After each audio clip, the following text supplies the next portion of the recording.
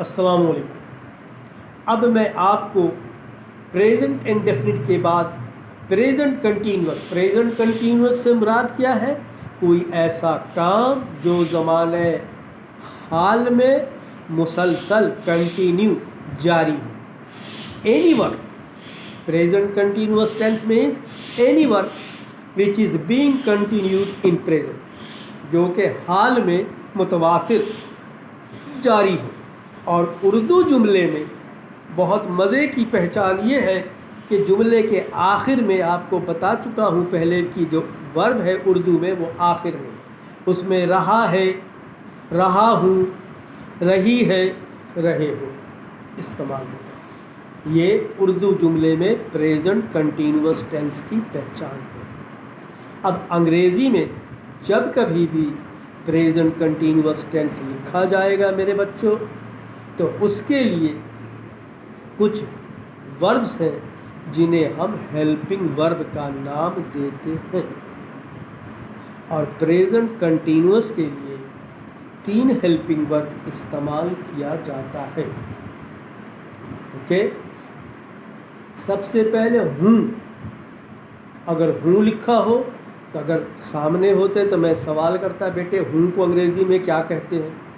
तो फिर आप एक दूसरे की तरफ देखते, अच्छा सर ने मुझसे पूछा नहीं तुमसे पूछा। हूँ को अंग्रेज़ी में कहते हैं एम। हूँ में और हैं दोनों में फ़र्क है, और है तीनों में फ़र्क है। हैं थोड़ी नाक से निकले हूँ, तो सबसे पहले हूँ की अंग्रेज़ी एम, उसके बाद हैं और हो दो की अंग्रेज़ी आर, और तीसरी बच गई है उसकी अंग्रेज़ी इज़। तो ये तीनों आपको आना चाहिए, तीनों हेल्पिंग वर्ब कहलाता है, एम, आर, इज़। अब सवाल ये पैदा होता है कि इस्तेमाल कैसे। इसके अलावा जो आपको कहा वर्ब की एक चौथी फॉर्म आ गई, आप लोग कहते हैं सर इंग वाली फॉर्म, इंग लगा दी, राइटिंग। ओके, लेकिन थोड़ी देर के लिए देखिए, अगर टीचर ने आपको कहा बेटे आपकी राइटिंग बड़ी गंदी है, तो ये वर्ब नहीं है, ये एब्स्ट्रैक्ट नाउन है, आपकी लिखाई। मगर मेरे बच्चों आप लोग तो समझते नहीं हो। बहरहाल तो यही समझ लो कि वर्ब की चौथी फॉर्म कोई नहीं होती, वर्ब की आईएनजी फॉर्म होगी बस। लेकिन आप लोग कहते चौथी फॉर्म, तो आप चौथी फॉर्म से समझ लो। हो सकता है जब आप प्राइमरी सेक्शन पास करके आए हो तो जिस टीचर ने पढ़ाई उसने बच्ची ने आपको यही पढ़ा दिया हो चौथी फॉर्म, और मैं बोलूँ तो आप मुझसे लड़ने को तैयार हो कि सर तो मना नहीं कर रहा। ओके, अगर याद रखिए कि चौथी फॉर्म नहीं है बल्कि आईएनजी फॉर्म है, वर्ब आईएनजी फॉर्म, इंग। ओके, अच्छा, अब कहता है कि अगर सब्जेक्ट आई हो, खूब अच्छी तरीके से, अगर सब्जेक्ट आई हो और सब्जेक्ट काम शुरू करने वाले को कहते हैं, तो आई के साथ हमेशा आपने एम इस्तेमाल करनी है। मैं लिख रहा हूँ या रही हूँ, लिखना के English right, I am writing, ये मुस्बत जुमला है। अब आपने इसी को नेगेटिव मनफी जुमला इनकारिया करना। इसका आसान फॉर्मेशन ये है, आसान तरीक़ाकार ये कि सब्जेक्ट लिखे, हेल्पिंग वर्ब लिखे और उसके बाद नॉट इस्तेमाल। ठीक, मैं नहीं लिख रही हूँ, आई एम नॉट राइटिंग। मैं नहीं जा रहा हूँ, आई एम नॉट गोइंग। यानी हूँ की अंग्रेज़ी आपने इस्तेमाल करनी है। एक प्रेजेंट इंडेफिनिट में नहीं इस्तेमाल करते, पहले समझाया, वर्ब की फर्स्ट फॉर्म पहले समझा चुका हूँ पहला। तो हूँ की इंग्लिश लिखनी है, मैं खा रही हूँ, आई एम ईटिंग। मैं खा रहा हूँ, आई एम ईटिंग। मैं नहीं खा रही हूँ, आई एम नॉट ईटिंग। मैं फल नहीं खा रही हूँ, अब फल सबसे आखिर में आएगा, I am not eating fruit. मैं फल नहीं ख़रीद रहा हूँ, I am not buying fruit. Okay, तो अगर हूँ है तो हूँ के लिए अंग्रेज़ी इस्तेमाल होगी एम, और नेगेटिव के लिए एम के बाद आपने इस्तेमाल कर लेनी नॉट। क्लियर?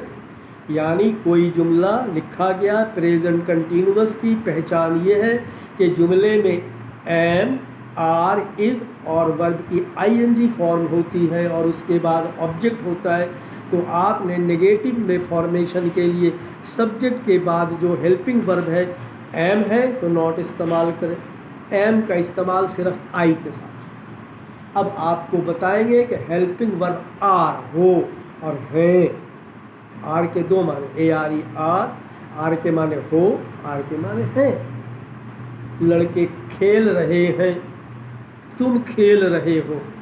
देख लीजिए, लड़के खेल रहे हैं, तुम खेल रहे हो, दो तरह से। हम खेल रहे हैं, है नहीं। तो अगर हैं या हो उर्दू में और वर्ब में रहा रही है तो ये आपको पहचान है प्रेजेंट कंटिन्यूअस टेंस, इंग्लिश में जिसका नाम है फेले जारी, काम जारी है हाल में, फेले हाल जारी। बेटा उर्दू ग्रामर नहीं पढ़ा, ठीक है, प्रेजेंट कंटिन्यूअस। अब इसको जब आप नेगेटिव में ले जाएंगे और जुमले में आर लफ्ज़ आ जाए, आर के माने है, आर के माने हो, तो आपने नेगेटिव करने के लिए इस आर के बाद यानी हेल्पिंग वर्ब के बाद नहीं का इस्तेमाल करना। तुम नहीं खेल रहे हो, यू आर नॉट प्लेइंग। हम नहीं खेल रहे हैं, वी आर नॉट प्लेइंग। हम क्रिकेट नहीं खेल रहे हैं, we are not playing cricket. हम क्रिकेट ग्राउंड में नहीं खेल रहे हैं, we are not playing cricket in the ground. हम क्रिकेट ग्राउंड में फिल वक्त नहीं खेल रहे हैं, we are not playing cricket in the ground now. इस तरीके से अंग्रेज़ी आगे बनती चली जाती है। इसको आपको जुमले को जोड़ना होता है अच्छे तरीके से, जब तक नहीं होगा उस वक्त तक आप नहीं कर पाएंगे। आर की बता दी, ठीक। एक आपको बताया एम, हूँ, आर, हो और है। अब इसके बाद है, वो जा रहा है, लड़की आ रही है, तुम ख़त लिख रही हो, वो पढ़ रही है, उस्ताद पढ़ा रहा है। इस तरह सूरज चमक रहा है, यानी रहा है, रही है। इसके आगे जिसमें है तो आपने सब्जेक्ट के बाद इस्तेमाल करनी है और वर्ब की आईएनजी की फॉर्म इस्तेमाल करनी, फिर ऑब्जेक्ट। और इसी जुमले को अगर नेगेटिव में जुमला लिख दिया गया, the sun is shining brightly, और इसी को कहा कि नेगेटिव में, तो क्या करना, इसके बाद सिर्फ क्या इस्तेमाल कर लेनी, not. The sun is not shining brightly बन गया। यानी कोई भी इज़ है और प्रेजेंट कंटिन्यूअस है तो आपने उसको क्या करना है मेरे बच्चों, इसके बाद आपने नॉट इस्तेमाल करना है। तो ये मनफी जुमला या नेगेटिव जुमले में प्रेजेंट कंटिन्यूअस में तब्दील हो जाएगा। क्लियर? आगे बात अच्छी तरीके से समझ में। दो चीज़ें बताई छठी जमात के बच्चों, आपको दो चीज़ें बताई।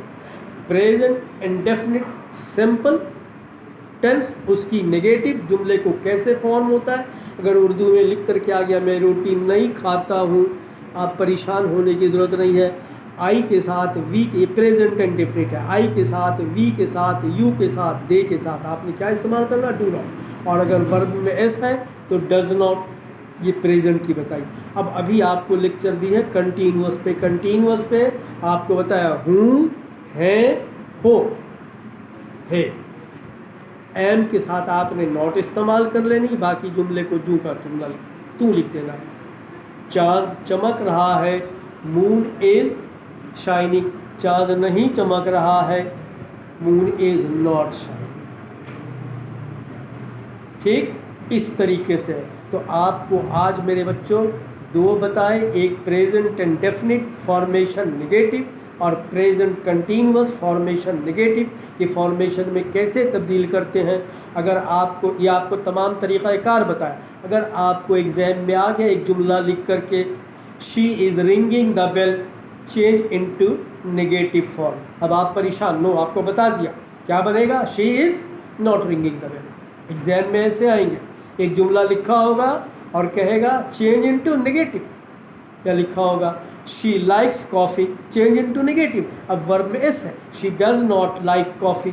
ओके, समझ गए? तो एग्ज़ाम में ऐसे आएंगे, आपको तमाम तरीक़ाकार बता दिया गया किस तरीके से आपने नेगेटिव में उसको चेंज करना है एक अफर्मेटिव सेंटेंस को।